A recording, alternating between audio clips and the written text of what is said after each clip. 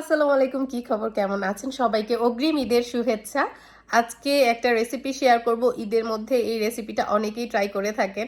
অনেকের আছে রোস্ট বানানো অনেক ঝামেলা মনে হয়, অনেক অনেক অনেক মশলা দিয়ে বানানো হয়। বলেই দিছি কি শেয়ার করব। হ্যাঁ, আমি আজকে চিকেন রোস্ট শেয়ার করব। অবশ্যই আমি ব্রয়লার মুরগি দিয়ে করতেছি, কজ আমাদের এখানে ব্রয়লার মুরগি পাওয়া যায়। আর হার্ড চিকেন দিয়ে নো, হার্ড চিকেন দিয়ে রোস্ট ভাল লাগে না। আর যেটা ভাল লাগে সেটা হচ্ছে ছোট মুরগি পাওয়া যায় একটা, ওটা দিয়েও ভাল লাগে, বাট আমি আজকে ব্রয়লার মুরগি আছে সেটা দিয়েই করব। এবং আমি ঝটপট কিভাবে এই রোস্টটা বানিয়ে ফেলাই সেটাই আপনাদের সাথে শেয়ার করবো। So let's go. যে আমি পুরো ব্রয়লার মুরগিটাকে, আস্ত একটা মুরগিকে আমি 8 পিস করছি। ইউজুয়ালি তো আমরা ছোট দেশি মাঝারি সাইজের মুরগিগুলোকে 4 পিস করি, বাট ব্রয়লার মুরগি দেখে 8 পিস করছি। আর আমি এখানে আন্দাজ মতো 2 টেবিল চামচ, 3 টেবিল চামচ, মানে পুরো 4 টেবিল চামচ আদা দিব। আদার পরিমাণটা বেশি দেই আমি রোস্টে। এখানে পুরো 4 টেবিল চামচ আদা,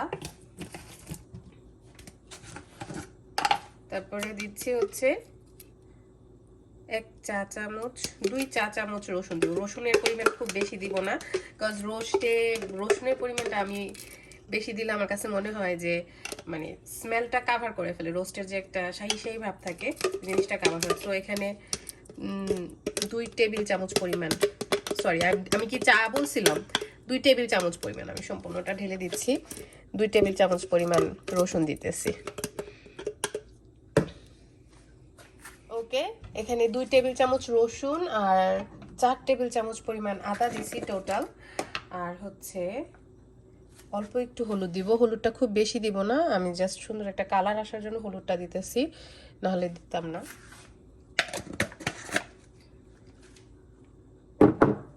তারপর দিচ্ছি শুকনা মরিচের গুঁড়া। আমি কাশ্মীরি চিলিটা ব্যবহার করি। আমি অলওয়েজ সবাইকে বলি যে যারা ঝাল কম বাট মরিচের কালারটা খুব বেশি চান তারা এই কাশ্মীরি চিলিটা ব্যবহার করতে পারেন, যেহেতু আমি ঝাল চিকেন রোস্ট করতেছি। সো আমি মরিচটা আন্দাজ মতো দিতেছি। ধনিয়া, ধনিয়া 2 টেবিল চামচ,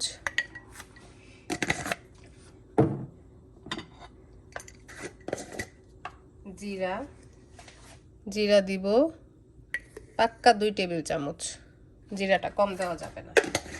আর হচ্ছে এখানে কিছু মশলা আছে, তো এই মশলাটা আমি জাস্ট গ্রাইন্ড করেছি। এখানে মিক্স মশলা আছে, শাহি জিরা, পোস্তদানা আর কাঠবাদাম।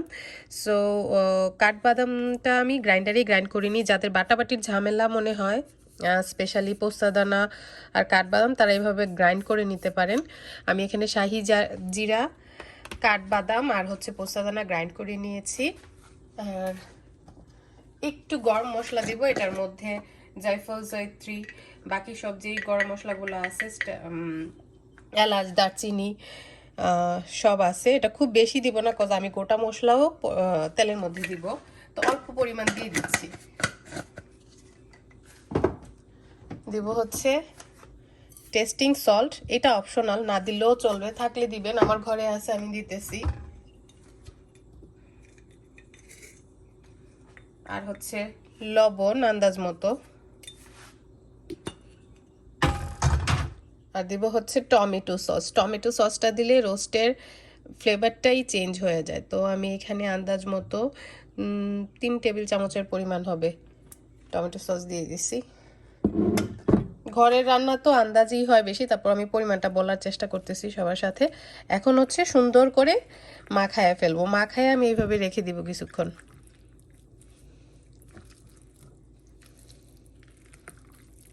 মাখানোর মাঝখানে মনে পড়লো আমি তো দই দেই নাই, তো দইয়ের পরিমাণ খুব বেশি দিব না। আমাদের এখানে এরকম ঠিক দই পাওয়া যায়, আমি এখানে 1 টেবিল চামচ পরিমাণ দই দিচ্ছি। আর যদি পাতলা দই হয় তো সেটা দইয়ের পানিটা ছেঁকে নেবেন, দ্যাটস বেটার, নাহলে বেশি টক হয়ে যাবে। সো দইটা দিয়ে এখন মাখাবো আবার। দই খুব বেশি দিলে তখন আর ভালো লাগে না, তখন বেশি টক টক লাগে, তখন ওইটাই ব্যালেন্স করতে গেলে আবার সুইট দেওয়া লাগে। রাইট, রোস্ট বেশি, অনেকে অনেক সুইট পছন্দ করে, আমাদের কাছে রোস্টে একটু ঝাল ঝাল ভাল লাগে, বেশি সুইট ভাল লাগে না। বাটিটা ছোট হয়ে গেছে, তো আমি মাখায় নিই। ওই যে চিকেনটা মাখানো হয়ে গেছে, খুব সুন্দর কালার আসছে। তো আমি এখন বাকি প্রিপারেশনগুলো সেরে চিকেনটা বসাই দিব। খুব বেশিক্ষণ মাখায় রাখতে হয় না, এটা যে এমনি ব্রয়লার মুরগি খুব দ্রুত সিদ্ধ হয়ে যাবে। তো আমি একটা ছড়ানো পাত্র নিয়ে নিয়েছি। আমি যেহেতু একটা মুরগি রান্না করবো, এর চেয়ে বড় লাগবে না। আর যেহেতু আমার চুলাটা হচ্ছে স্টোভ, মানে গ্যাসের চুলা না, তো দেখা গেছে বড় কড়াইয়ে নিলে ওটাতে তাপ সমানভাবে লাগে না। এর জন্য আমি এরকম একটা ছড়ানো প্যান নিয়ে নিছি, এটা বেটার। তো মুরগির রোস্টে যেটা আমি অলওয়েজ করি, তেল প্রচুর ব্যবহার করতে হবে। মুরগির রোস্টে তেল কম করে ব্যবহার করলে একদম রোস্টের যেই মানে শাহি স্বাদটা বা যে লুকসটা সেটা কিন্তু আসবে না। সো আমি এখানে এনাফ পরিমাণ 2 কাপের মতো হবে তেল ব্যবহার করছি। 2 কাপ না হলেও 1.5 কাপ হবে, বাট আমি এখানে আরো বাটার এবং ঘি দিব, সেজন্য পুরো 2 কাপ তেল দিইনি। কজ তেলে মুরগিটা এবং মশলাটা ভাজা হইতে হবে, নাহলে ওই শাহি শাহি ভাবটা আসবে না, আরো যত কিছুই দেই না কেন। সো এই যে বাটারটা দিয়ে দিতেছি।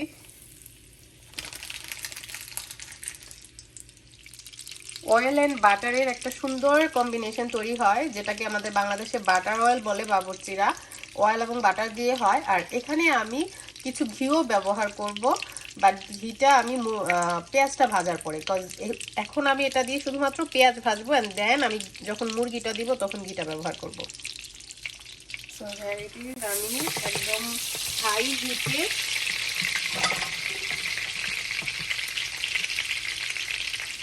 কেটে রাখা পেঁয়াজ দিয়ে দিচ্ছি। এখানে 1 কাপের মতো পেঁয়াজ, পুরো আস্ত একটা বড় পেঁয়াজ কেটে নিচ্ছি।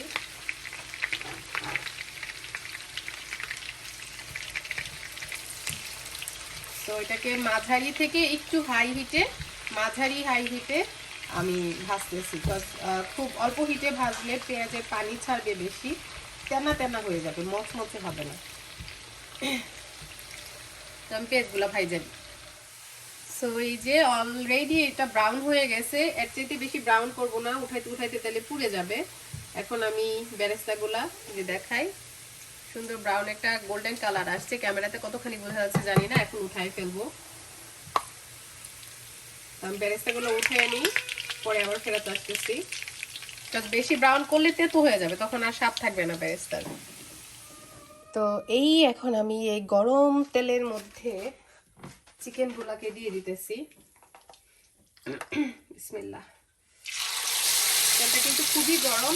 আর রোস্ট আমি একদম একদম হাই আঁচে করি, আমার চুলাটা কিন্তু এখন পুরো হাই আঁচে আছে। রোস্ট আমি হাই আঁচেই করি, মিডিয়াম আঁচে করি না, এটা করতে সময় লাগে না।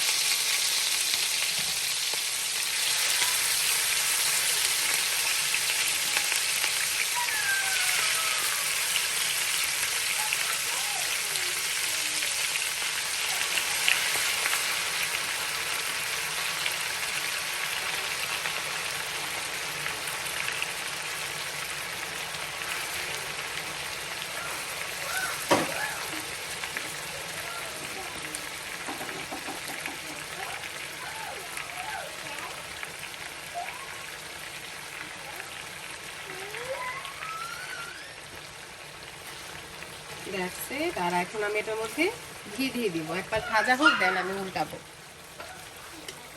তো আমি এখানে প্রায়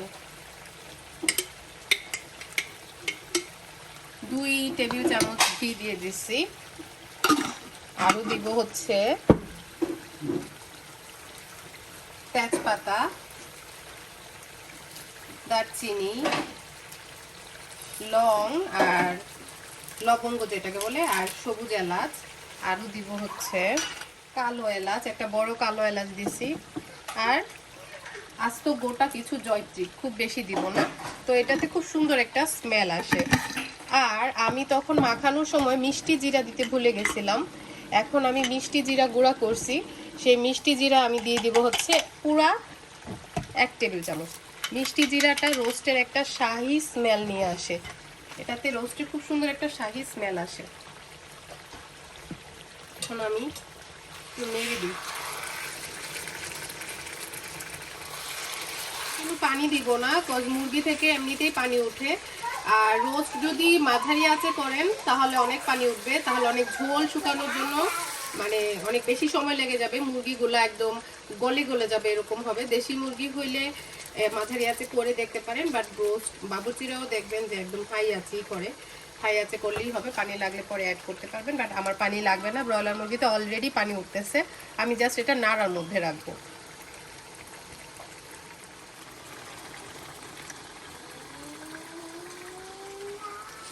তো মাঝামাঝি পর্যায়ে 5 মিনিট হয়ে গেছে, আমি মাংসটা দিছি। এখন আমি যেটা করব, একটু কিশমিশ দিয়ে দিব, শুরুতে দেই নেই, এখন দিয়ে দিব অল্প একটু কিশমিশ। আর আলু বোখারা থাকলে আলু বোখারাটা উঠানোর আগে দিবেন। আমার কাছে আজকে আলু বোখারা নাই, সো আমি আলু বোখারা ছাড়াই করব, বাট আলু বোখারাটা দিলে খুব সুন্দর একটা স্মেল আসে। কিশমিশটা দিলে কিশমিশেরও সুন্দর একটা স্মেল আসে, এটা ভাজা হলে আরও বেশি ভালো লাগে, এর জন্য আমি আর্লি দিই কিশমিশটা, শেষের দিকে দিই না। এই তেলের সাথে মাংসের সাথে যখন ভাজা হয়ে যাবে কিশমিশটা, ওটার স্বাদ অন্যরকম আসবে। আমি কিন্তু অনবরত নাড়তেছি, চুলার আঁচ কমাইলে। চুলার আঁচ কমাইলে যেটা হবে, ঝোল উঠতে থাকবে, ওটা তখন কারি কারি হয়ে যাবে, রোস্টের মতো লাগবে না। রোস্টটা যেমন একটা ভুনা ভুনা মাখা মাখা ভাব থাকে, ওই জিনিসটা থাকবে না।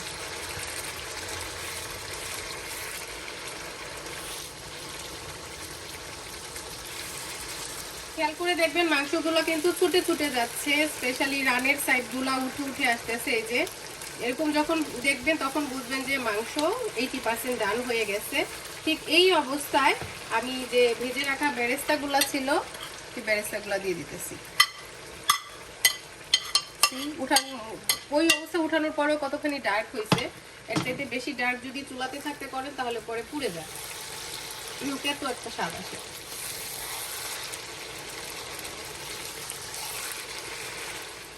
তো আমার রোস্ট রান্না অলমোস্ট শেষ, তেল উঠে আসতেছে, মাংসও অলমোস্ট সিদ্ধ হয়ে গেছে। ঠিক এই সময় আমি যেটা করব, একটু কেওড়া এসেন্স দিয়ে নিব, অথবা কেওড়া জল। এসেন্স হলে জলের চাইতে পরিমাণ একটু কম দিবেন, কজ এসেন্সের স্মেলটা অনেক স্ট্রং। That's it. তারপর মিনিট 3 মতো রাখবো, অ্যান্ড দেন উঠিয়ে ফেলবো। এই হয়ে গেল ঝটপট রোস্ট। আর আমি সার্ভ করে একদম ফিনিশিংটা দেখাবো।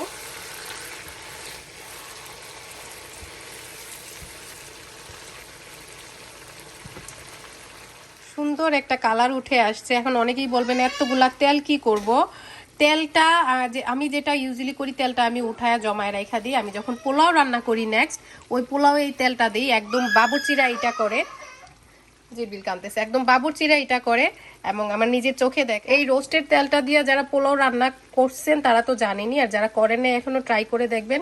সেই রকমের সুন্দর একটা কালার আসে পোলাওয়ে, আর হচ্ছে শাহি একটা ফ্লেভার আসে। সেই তেলটা আমি উঠায় রাখা দিব রোস্টের, মানে রোস্টটা ওঠানোর পরে যে এক্সেস তেলটা থাকবে।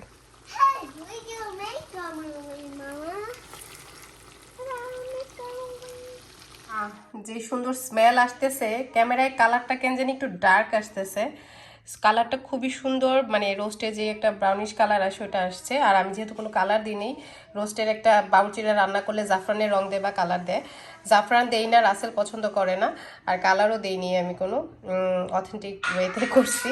সো এর জন্য মুরগির কালারটা লাল আসে নাই, বাট রোস্টের খুবই সুন্দর একটা শাহি স্মেল আসতেছে। তো এই ইফতারের জন্য ওয়েট করতে হবে, আমরা কখন খাবো। আজকে আমাদের ইফতার হবে রোস্ট দিয়ে, আর ঈদে চাইলে আপনি এই রেসিপিটা ঝটপট উপায়ে এভাবে রোস্ট রান্না করে ট্রাই করতে পারেন। আমার ঝটপট রোস্ট রান্নার রেসিপিটা অবশ্যই জানাতে ভুলবেন না। রোস্ট অনেকভাবেই করা যায়, চিকেনটা আগে ভেজেও করা যায়। আমি জানি অনেকেই বলবেন চিকেনটা ভেজে করা যায়, অতিরিক্ত তেল দিয়েছি, রোস্ট তেল না দিলে রোস্ট মজা হয় না, ফার্স্ট থিং। আর না ভেজে রোস্ট করলে এটা ডিফারেন্ট স্বাদ, আর ভেজে করলে রোস্ট একটু শক্ত শক্ত হয়ে যায়, ওইটা আমার কাছে আসলে তেমন একটা ভালো লাগে না। খারাপ লাগে তাও না, দুইভাবেই করি, বাট এইভাবে আমার বেশি ভালো লাগে। সো কমেন্ট করে জানাতে ভুলবেন না, আর ঈদে চাইলে এই রেসিপিটা ট্রাই করে দেখতে পারেন। ভালো থাকবেন, আল্লাহ হাফেজ।